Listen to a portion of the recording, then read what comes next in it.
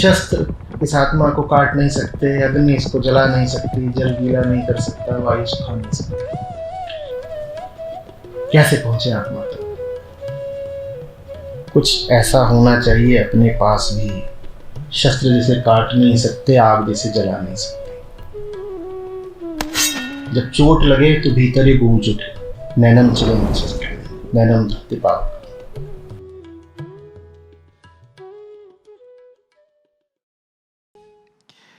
देवताओं को पूजने वाले देवताओं को प्राप्त होते हैं। 9वें अध्याय का 25वां श्लोक है। पितरों को पूजने वाले पितरों को प्राप्त होते हैं, भूतों को पूजने वाले भूतों को प्राप्त होते हैं, और मेरा पूजन करने वाले भक्त मुझको ही प्राप्त होते हैं, इसलिए मेरे भक्तों का पुनर्जन्म नहीं होता। समझेंगे? देवताओं को पूजने से क्या आशय है? देवता क्या है? आपके ही द्वारा कल्पित एक अति सुंदर छवि। वो सुंदर भी है और सामर्थ्यशाली भी। आपके जितने देवता हैं बड़े सबल देवता हैं ना। कोई पूरी दुनिया में आग लगा सकता है, कोई पूरी दुनिया को नष्ट कर सकता है, कोई पानी बरसा सकता है, कोई सब जानवरों का नियंता है, कोई व्याधियां बरसा सकता है, कोई व्याधियों से मुक्त कर सकता है। तो ये सब देवता लोग हैं। तो श्री कृष्ण कह रहे हैं देवताओं को पूजोगे तो जो छवि तुमने पाई है तुम उस तक पहुंच जाओगे। देवता मनुष्य की एक कामना ही है। देवता मनुष्य की एक कामना ही है।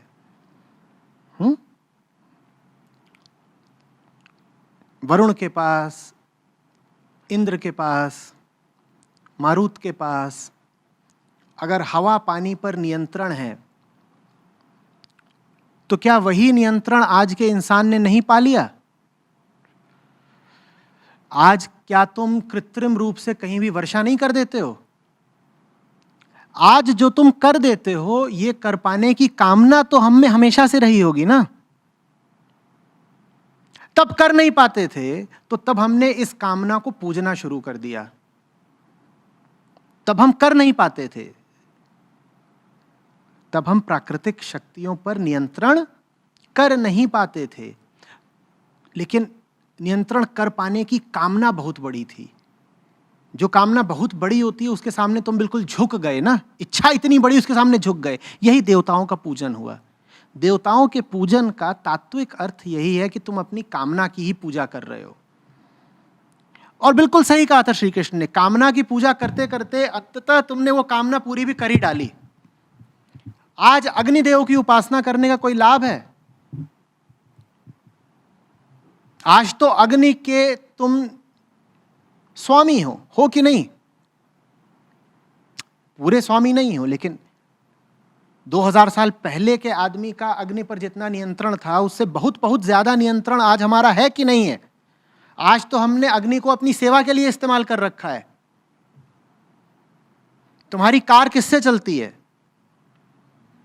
इंजन में अग्नि है। ये जो सारा ईंधन है टंकी में, उसका सिलेंडर में क्या होता है? कंबशन होता है, जलाया जाता है, आग लगाई जाती है उसमें, उससे तुम्हारी गाड़ी चल रही है।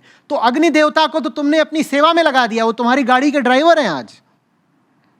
यही बात श्री कृष्ण यहां पर कह रहे हैं कि देवताओं की पूजा करोगे तो देवताओं को प्राप्त हो जाओगे।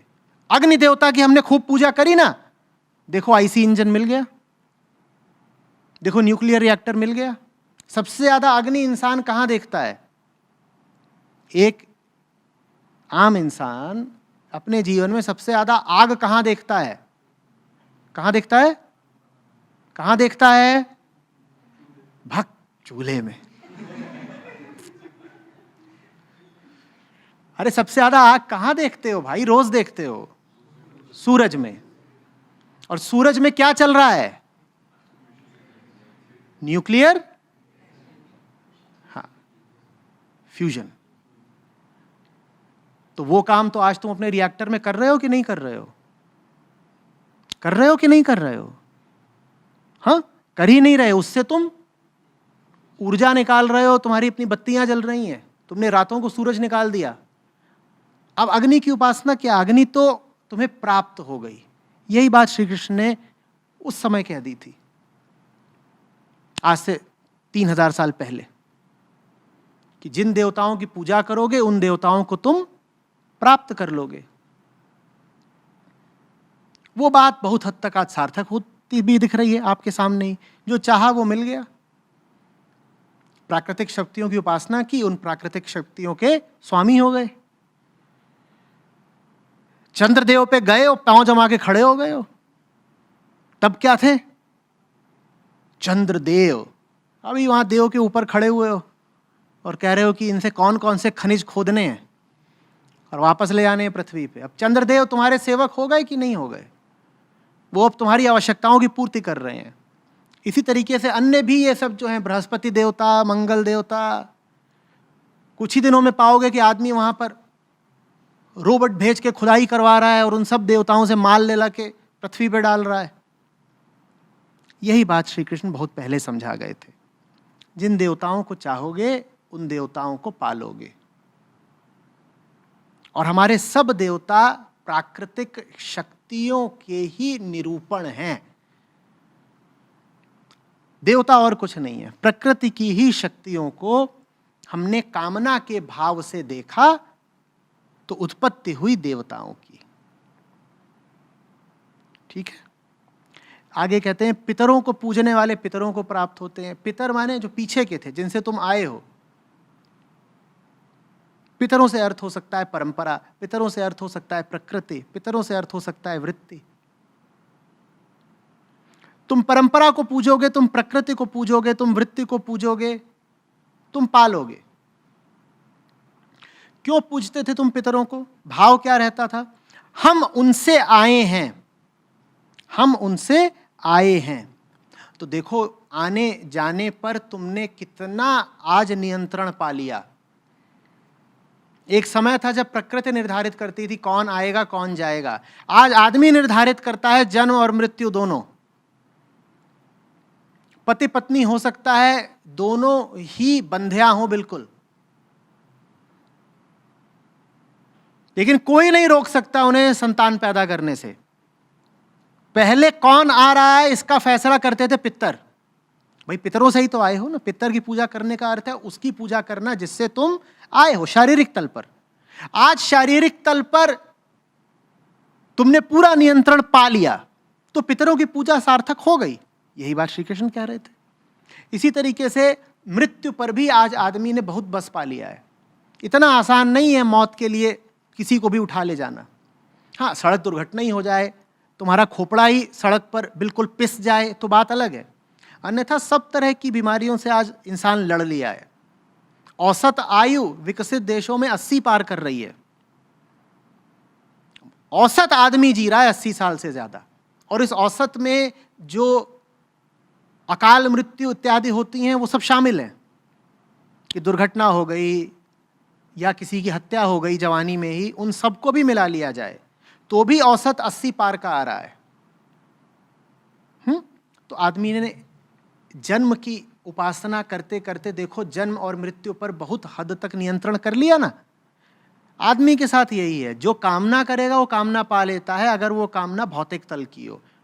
भौतिक तल पर तुम जो कुछ चाहोगे उसको आज नहीं तो कल पा ही लोगे। ये बात श्री कृष्ण कह रहे हैं और इस प्राप्ति के खतरों से भी तुम्हें आगाह कर रहे हैं आगे चल के।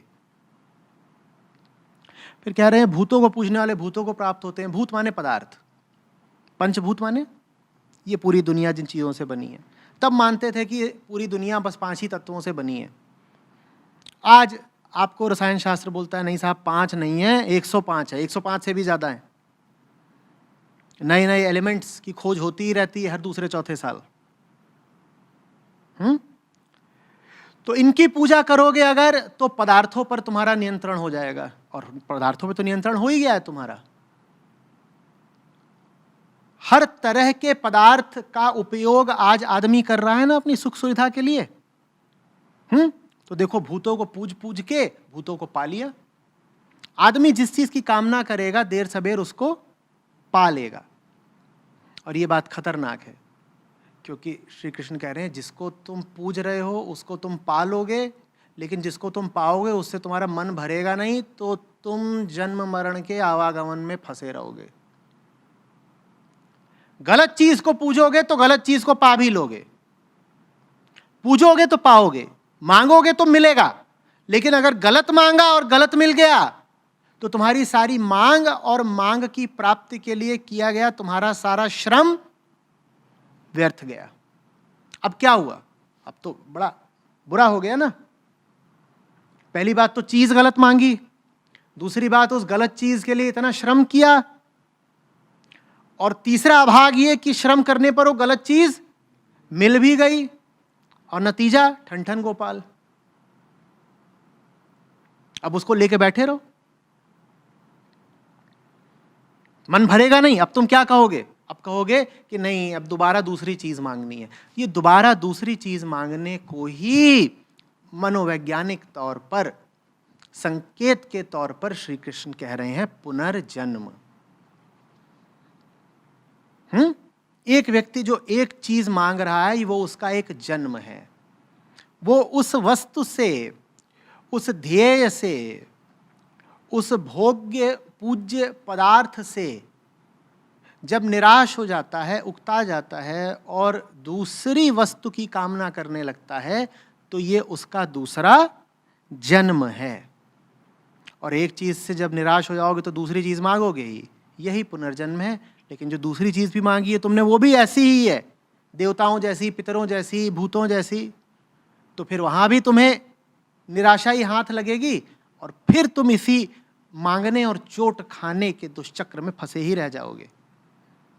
इसके विपरीत कृष्ण कहते हैं कि देखो भाई, जब मांग ही रहे हो तो सीधे साहब को ही मांगो। जब तुमने इतने हाथ पसार ही दिए हैं कि ये चाहिए और वो चाहिए, तो छोटी छोटी चीजें क्यों मांगते हो? सीधे बड़ी चीज मांग लो ना। कहते हैं जो सीधे मेरा भक्त होता है वो फिर आवागमन के चक्र से मुक्त हो जाता है।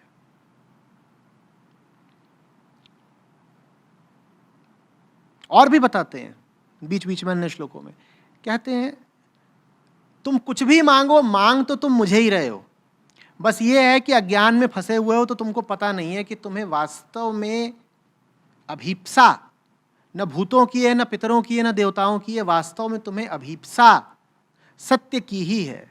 उसी सत्य का गीता में नाम है कृष्ण। गीता के संदर्भ में जहां कहीं भी आप कृष्ण लिखा पाएं तो उसको जानिएगा सत्य। कह रहे तुम ये 50 चीजें मांगते रहो, दुनिया भर की सुख सुविधा सहूलियतें, भोग्य पदार्थ, ये कामना वो कामना, तुम ये सब मांगते रहो, लेकिन वास्तव में तुम मांग सत्य को ही रहे हो, कृष्ण को ही रहे हो। लेकिन कृष्ण को सीधे नहीं मांग रहे तो फिर कृष्ण तुम्हें मिलेंगे भी नहीं, तुम्हें वही मिल जाएगा जो तुमने मांगा है। तो इंसान की एक बदकिस्मती तो यह है कि उसे वो मिलता नहीं जो वो मांगता है, और दूसरा उसका दुर्भाग्य यह है कि अगर वो ज्यादा श्रम करे तो उसको वो मिल जाता है जो वो मांगता है। तो अगर तुमने गलत चीज मांगी तो दोनों दशाओं में दुर्भाग्य ही है तुम्हारा। गलत कामना करके अगर तुमने श्रम कम करा तो कामना पूरी नहीं होगी, तो रोओगे कि कामना पूरी नहीं हुई, कामना पूरी नहीं हुई। और गलत कामना करके अगर तुमने श्रम खूब कर लिया तो कामना पूरी हो जाएगी, या संयोग बैठ गया तो भी कामना पूरी हो जाएगी। और फिर रोओगे कि कामना पूरी हो गई, इससे वो तो मिला ही नहीं जो चाहिए था। श्री कृष्ण कह रहे हैं देखो तुम ये बेवकूफियों में फंसो मत, इधर तेरा ध्यान किधर है? सत्य इधर है भाई, इधर उधर ध्यान तुम भटकने ही मत दो, ध्यान सीधा रहे कृष्ण की ओर।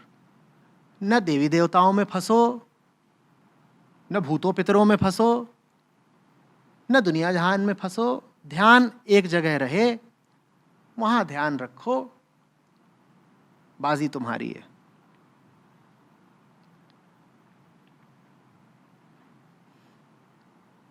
आ रही बात समझ में?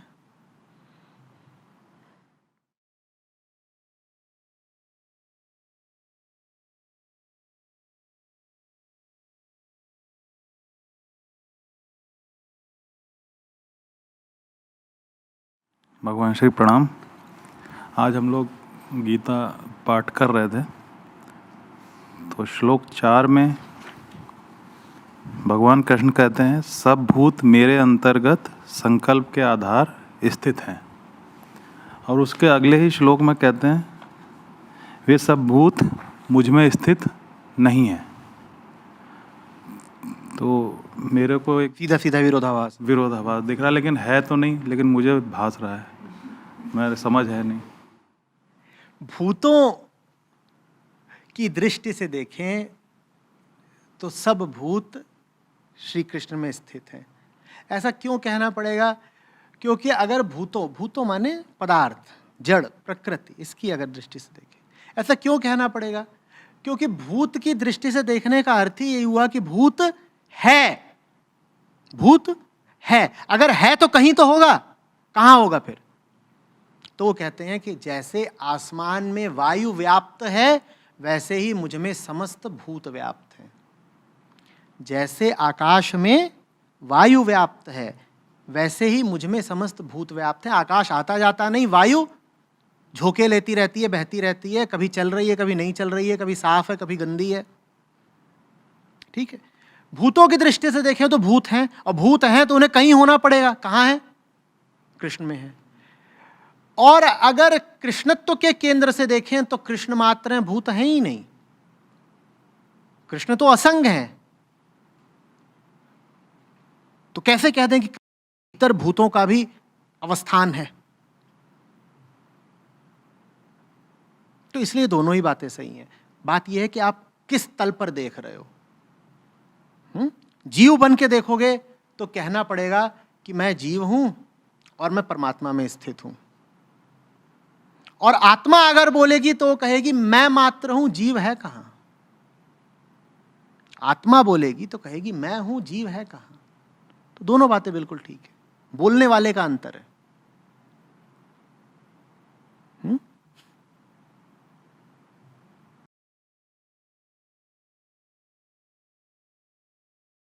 आचार्य जी, ये अध्याय 9 में ही 26वां श्लोक है, जिसका भावार्थ है कि जो कोई भक्त मेरे लिए प्रेम से पत्र, पुष्प, फल, जल आदि अर्पण करता है, उस शुद्ध बुद्धि निष्काम प्रेमी भक्त का प्रेम पूर्वक अर्पण किया हुआ वह पत्र, पुष्प आदि मैं सगुण रूप से प्रकट होकर प्रीति सहित खाता हूँ। तो इसका क्या मर्म है? उस समय औद्योगिक अर्थव्यवस्था तो थी नहीं, तो आप अगर किसी को भी कुछ भी अर्पण करते थे तो क्या अर्पण करोगे? प्रकृति के जो उत्पाद हैं वही अर्पण करोगे ना। अच्छा, अभी भी देखो, आप में से जिन लोगों का अभी पुराने गांवों से कुछ संबंध वगैरह हो, कि अभी है गांव, खास तौर पे गांव अगर थोड़ी पिछड़ी जगह पर हो, और गांव से कोई वृद्ध इत्यादि आपसे मिलने आते हैं, तो आज भी वो आपके लिए क्या लेकर आते हैं? गांव से आए हैं तो आपके लिए क्या लेके आएंगे? दूध लाएंगे, फल लाएंगे, और बोरा भर के गेहूं उठा लाएंगे कि खेत का है, अपने खेत का है, लो कुछ गुड़ ले लो, सब्जी ले लो, यही सब तो लाते हैं। आज भी ये हालत है। तो उस समय पर तो कोई भी किसी से भी मिलता होगा तो क्या देता होगा? यही तो देगा, पत्रम पुष्पम फलम। पत्ता देगा, फूल देगा, फल देगा, और क्या देगा? श्री कृष्ण कह रहे हैं सही कर्म करो और जो कुछ भी दे रहे हो उसको दो, जिसको देने से कृष्ण तक पहुंच सको। पढ़ने वालों ने ये बात समझी नहीं, तो उन्होंने सोचा कि कृष्ण की प्रतिमा पर जाकर पत्रम पुष्पम फलम अर्पित कर देना है। श्री कृष्ण कह रहे हैं तुम चीजों का आदान प्रदान तो करते ही हो ना, कुछ लेते हो, कुछ देते हो। उस जमाने में कोई भी किसी को भी क्या लेता देता था? यही फल फूल। उस जमाने में कोई भी किसी को भी दे रहा है तो क्या देगा? तुम राजा से भी मिलने जा रहे हो तो क्या लेके जाओगे? टेलीविजन तो लेके जाओगे नहीं, क्या दोगे उसको? कोई तुमको अगर बहुत प्यारा है तो उसको तुम क्या अर्पित करोगे? आज से 3000 साल पहले लैपटॉप। क्या दोगे? कुछ खाने पीने की तो चीजें दोगे, यही सब कुछ दोगे? क्या कुछ लकड़ी का बना हुआ दे दोगे? यही सब तो करोगे। श्री कृष्ण कह रहे हैं ये सब कुछ जो कृष्णमय पात्र है उसको दो, वही कृष्ण का साकार रूप है, वही कृष्ण का साकार रूप है। इसका ये अर्थ बिल्कुल भी नहीं है कि कृष्ण की प्रतिमा पर पुष्प चढ़ाने से या पत्र चढ़ाने से या फल चढ़ाने से तुमको मोक्ष की या मुक्ति की प्राप्ति हो जाएगी, बिल्कुल भी नहीं। वो बात का बड़ा स्थूल अर्थ है, उसमें अटक मत जाना। लोगों ने यही करा है। वो कहते हैं शिव जी को बेलपत्र बहुत प्यारा है, तो जाके बेल का पत्ता या बेल का पत्थर शिव जी को चढ़ाते रहते हैं। शिव को, अंतर्यामी शिव को, निराकार शिव को, कूटस्थ शिव को तुम बेल का पत्थर दिखा रहे हो? तुम पगलाए हुए हो।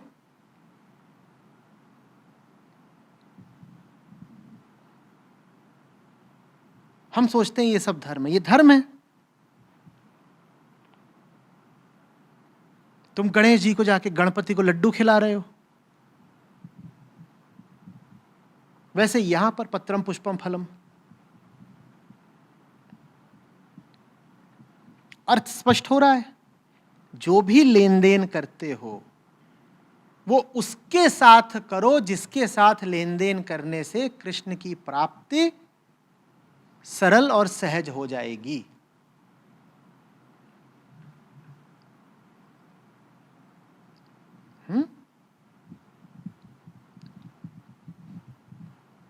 गलत जगह संबंध मत बनाओ, गलत जगह लेन देन कारोबार मत चलाओ।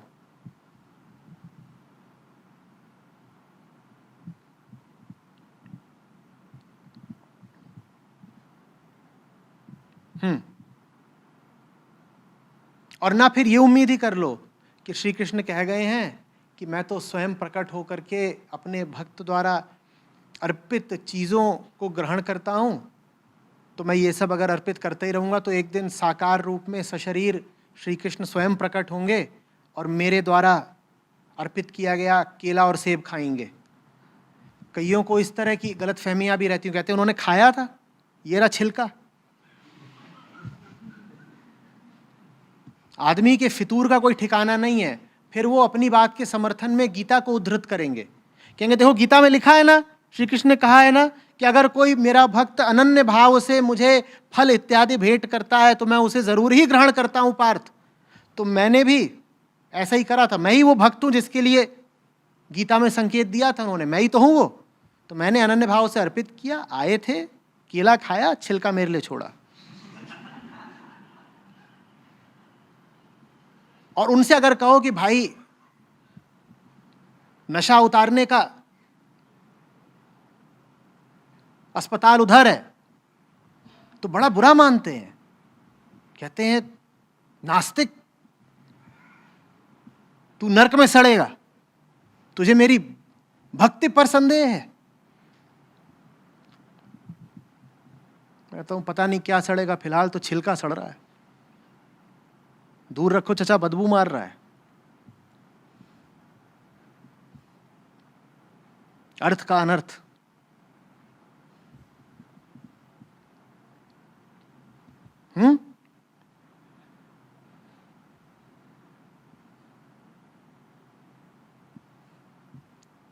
फ्रिज में लड्डू रखे थे, धोखे से बाहर छूट गए,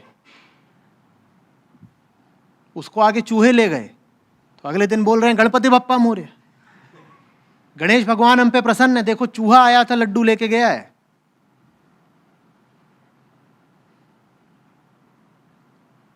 अभी भी मेरी बात बहुत लोगों को बुरी लग रही होगी, यही कह रहे होंगे नहीं चूहा माने गणेश जी ने मंगवाया था, वही भेजते हैं।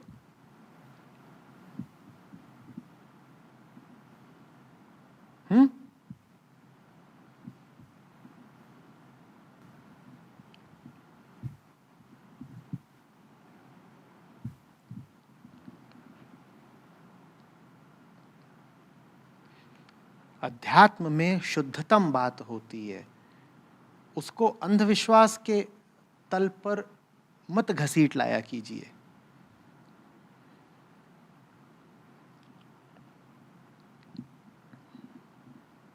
किस्से कहानियां अपनी जगह हैं, यथार्थ अपनी जगह है।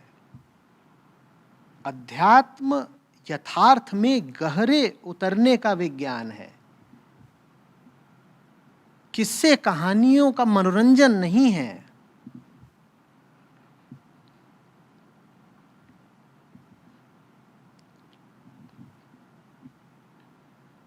कि दिवाली की रात उल्लू बोला तो बोले इस बार पैसा खूब आएगा, लक्ष्मी जी का शौफर आया है, इशारा कर रहा है।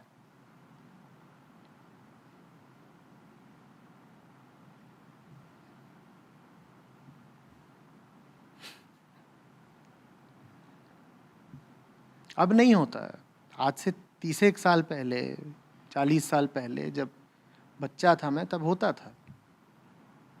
कई सूरमा ऐसे भी होते थे, वो दिवाली की रात को घर के दरवाजे ताले वाले खोल के सोते थे। कहते थे वो माल आएगा, और आता तो कुछ नहीं था, या उल्टा कह लो आता था पर तुम्हारे नहीं, चोरों के घर आता था।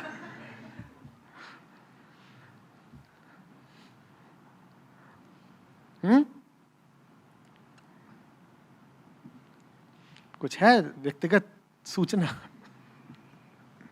भरोसा नहीं, कुछ कर बैठे हो।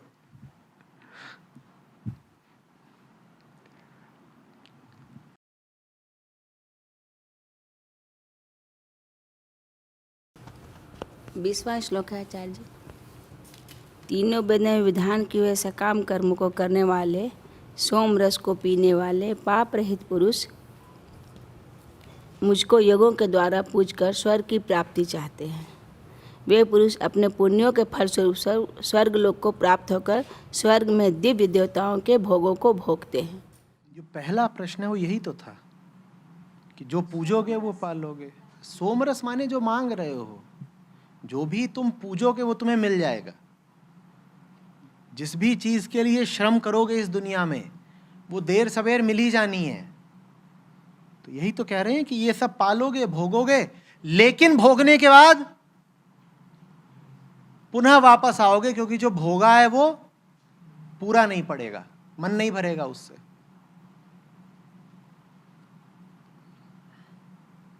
दुनिया में हमेशा ऐसा थोड़ी ही होता है कि मांगो तो नहीं मिलता। अब तो धीरे धीरे इंसान ने अपनी भौतिक सामर्थ्य, अपनी बौद्धिक काबिलियत इतनी बढ़ा ली है कि मांगता है तो पा ही लेता है, और जैसे जैसे समय बीतेगा और बढ़ा लेगा। तो यही बात यहाँ श्री कृष्ण कह रहे हैं कि बेटा तुम बोलो कौन सा सकाम कर्म करना चाहते हो। सकाम कर्म माने कामना युक्त कर्म। कौन सी कामना रखना चाहते हो? जो कामना रखोगे वो पूरी तो हो ही जाएगी। और आगे कहते हैं पूरी होने के बाद भी रहोगे तुम भिखारी जैसे। तुम जाओ स्वर्ग का सुख भोगाओ, तुम जाओ देवताओं की तरह रह आओ, लेकिन उसके बाद भी यही कहोगे कि हैं बात कुछ बनी नहीं। भाई आज का जो 5 स्टार होटल है वो उस समय की स्वर्गलोक की कल्पना से बहुत नीचे तो नहीं है, या है? नहीं है ना। तो जाओ स्वर्ग में रह आओ, महीने भर रह आओ, उससे मोक्ष मिल जाएगा। मुंह तो फिर भी आलू जैसा ही रह जाएगा।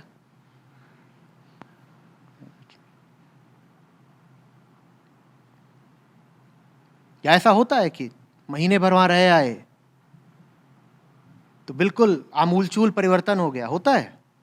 नहीं होता ना। वही बात श्री कृष्ण समझा रहे हैं कि तुम देवताओं की पूजा करो, तुम्हें स्वर्ग मिल जाए, तुम कराओ मजे जितने करने हैं, उसके बाद भी मुंह तुम्हारा ऐसा ही रहेगा जैसे सूखी तरोई।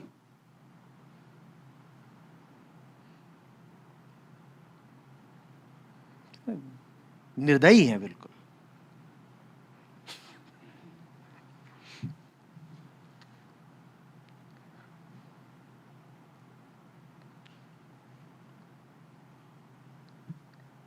ये भी नहीं कह रहे कि स्वर्ग नहीं मिल सकता, बड़ी आसानी से स्वर्ग उठा के दे दिया, बोले हाँ मिलेगा, बोलो क्या क्या चाहिए, सोमरस चाहिए मिलेगा, अप्सराएं चाहिए मिलेंगी, स्वर्ग को लेके तुम्हें जो जो कल्पनाएं हैं सब तुम्हारी साकार हो जाएंगी, सब मिलेगा। एकदम सस्ती चीज बना दिया श्री कृष्ण ने स्वर्ग को। अगर कहते कि नहीं मिलेगा नहीं मिलेगा तो हमें थोड़ी उत्सुकता उठती, स्वर्ग का भाव और बढ़ता, कहते अरे लगता है बड़ी ऊंची चीज है, मिलती नहीं। उन्होंने कहा मिलेगा ना, कुछ नहीं रखा स्वर्ग में, क्या है अभी लो, ये ले स्वर्ग। अभी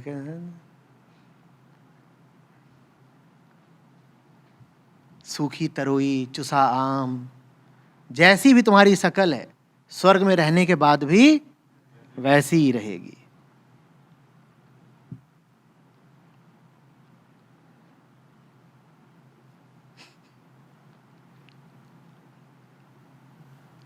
कर लो तुम्हें जितने देवी देवताओं की उपासना करनी है। श्री कृष्ण वास्तव में आपको आत्मनिष्ठा, ब्रह्मनिष्ठा सिखा रहे हैं।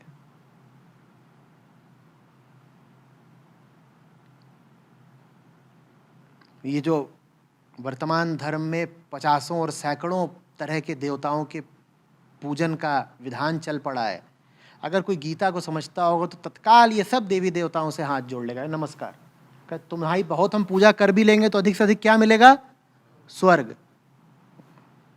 तरोई तो फिर भी सूखी ही रहेगी ना। तुम मुक्ति नहीं दिला सकते, तुम अधिक से अधिक क्या दिला सकते हो, स्वर्ग। स्वर्ग का अर्थ है कामना पूरी हुई। स्वर्ग का अर्थ ये नहीं है कि कामना मिट गई, अंतर समझना। स्वर्ग माने जो तुम बड़ी से बड़ी कामना कर सकते थे वो पूरी हो गई, मिटी तो अभी भी नहीं ना, अभी भी लगी ही हुई है। 4 अप्सरा मिल गई, लग रहा है 5वीं और मिल जाए तो बढ़िया रहे।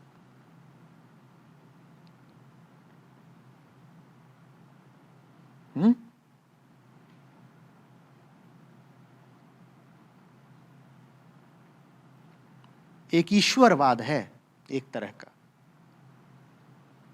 लेकिन अगर उपनिषदों के पास जाओ तो वो कहते हैं ईश्वर भी माया से ही संबंधित है, तो ये एक ईश्वरवाद से भी आगे की बात है। ये एक ब्रह्मनिष्ठा की बात है, ये वास्तव में विशुद्ध अद्वैत है।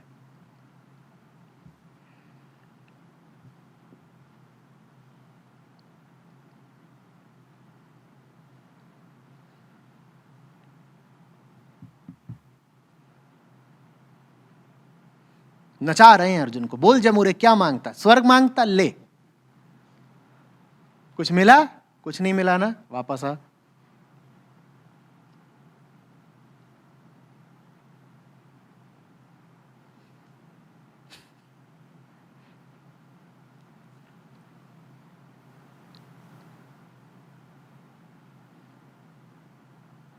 भाई पुराने समय से तुलना करो तो आज आप स्वर्ग में ही जी रहे हो। आज से 1000-2000 साल पहले आदमी जैसा जीवन जीता था उससे अपनी तुलना तो करो। आयु दूनी हो गई है, बाहर का जो तापमान है यहाँ का तापमान उससे 10 डिग्री नीचे है। स्वर्ग का विवरण देते हुए यही तो बताते, वहाँ मलय पवन के झोंके चलते रहते थे, शीत लहरियाँ चलती रहती थी। लो चल रही है मलय पवन, शीत लहरियाँ चल तो रही हैं। तो आज तो अगर खास तौर पे आप थोड़े धनिक वर्ग से आते हो तो स्वर्ग में ही तो जी रहे हो। तब स्वर्ग में होता था कि वहाँ वो सब विमान चलते थे जो वायु मार्ग से ले जाते थे। आज आम आदमी भी वायु मार्ग से ही तो चल रहा है। तब ये बड़ी बात होती थी कि जो बड़े बड़े राजा महाराजा या ऋषि मुनि हैं या चमत्कारी सिद्ध जन हैं वही वायु मार्ग से चल पाते थे। और आज देखो, बोलो 10 एयरलाइन है, किसका टिकट चाहिए, चलो वायु मार्ग से। तो मिल तो गया स्वर्ग, आदमी ने स्वर्ग मांगा, लो मिल गया स्वर्ग। तब भी ये होता था कि फलाने लोक से उतरे लो, आज भी तो हो रहा है। आदमी चंद्रलोक तक जा तो रहा है यान पर बैठ करके। तो उस समय जो बातें मात्र कल्पना थी, आज तुमने सार्थक कर तो ली हैं। अब तो तुम्हारे डीएनए के आधार पर तुम्हारी मृत्यु के बाद भी बिल्कुल तुम्हारे जैसा एक पैदा किया जा सकता है कि नहीं? क्लोनिंग जानते ही हो। बातें 1000 साल पहले ही कल्पनातीत थीं, वो बातें आज साकार हो चुकी हैं। बल्कि जिन बातों की कल्पना आपने तब स्वर्ग में भी नहीं करी थी कि स्वर्ग में ये सब होता होगा, वो बातें आज आम आदमी को भी सुलभ हैं। आदमी ने पा तो लिया स्वर्ग, और उसके बाद भी शक्ल कैसी है? कैसी है? अरे कोई मौलिक उदाहरण दिया करो यार, नकल क्यों कर रहे हो? सूखी तरोई मैंने बोला था, अब तुम अपनी ओर से बताओ कुछ। जो सबसे मौलिक उदाहरण देगा उसके लिए एक सवाल मुफ्त। बताओ। 2 मैं दे चुका हूं, सूखी तरोई और चुसा हुआ आम। सड़ा करेला बहुत पुराना है, ये नहीं ठीक है। तो मिला हुआ है स्वर्ग। लो, विकसित मुल्कों में चले जाओ तो वहां तो पूरा ही पूरा स्वर्ग है। वहां तो जब बाहर का तापमान -10 होता है तो भी भीतर 25 होता है, और जब बाहर 35-40 हो रहा होता है तो भी भीतर 20-25 होता है। वहां तो धूल ही नहीं उड़ती।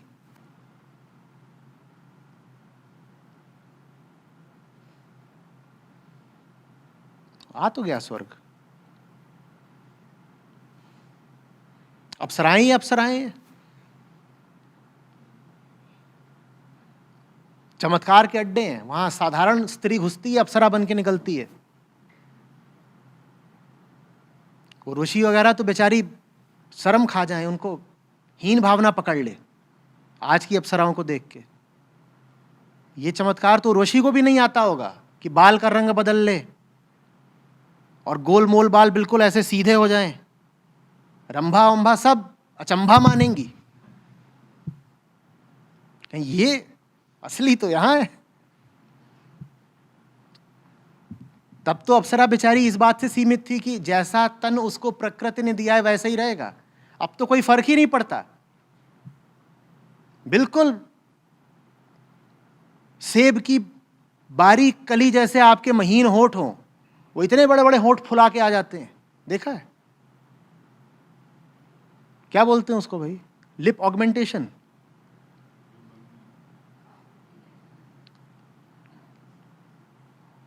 तब की किसी अप्सरा को ये करामात आती थी कि ये बड़े बड़े होंठ निकले हुए हैं? नहीं नहीं, पाउट नहीं, वो जो पूरा होंठ ही इतना बड़ा हो जाता है। हाँ, सर्जरी से ही होता होगा। और शरीर के बाकी हिस्से भी आकार में 2 गुना 4 गुना कर दिए जाते हैं। मेनका इत्यादि कोई सुविधा कहाँ उपलब्ध थी? ये तो आजकल है। बोलो कैसा बनना है? गोरा बनना है, बनेगा। बोल जमूरे बोल, जमूरी तू भी बोल।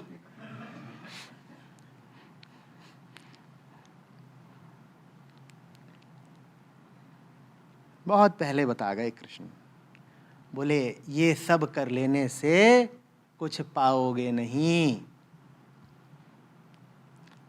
ये सब देवता ही हैं जिनकी पूजा हो रही है। जब तुम जाते हो अपनी कॉस्मेटिक सर्जरी कराने तो तुम किसकी पूजा कर रहे हो जानते हो? कामदेव की। तुम वहां पर भक्ति भाव से ही तो घुस रहे हो। तुम रति देवी के पुजारी हो। तो भक्त तो सब हैं, पर सब भक्त हैं छोटे मोटे देवी देवताओं के। कोई लक्ष्मी का पुजारी है, क्यों? क्योंकि वो धन पशु है, उसको पैसा ही पैसा कमाना है, वही तो भक्त है। काहे का भक्त है? वो लक्ष्मी का भक्त है। कोई कामदेव का भक्त है। किसी को गुस्सा बहुत आता है, वो अग्निदेव का भक्त है। यही बात यहाँ बता रहे हैं कि छोटी मोटे देवी देवताओं की पूजा करते हो, वो सकाम भक्ति है। उस सकाम भक्ति का फल तुमको मिल जाएगा, लेकिन उस फल में तुम पाओगे कि कीड़े लगे हुए हैं।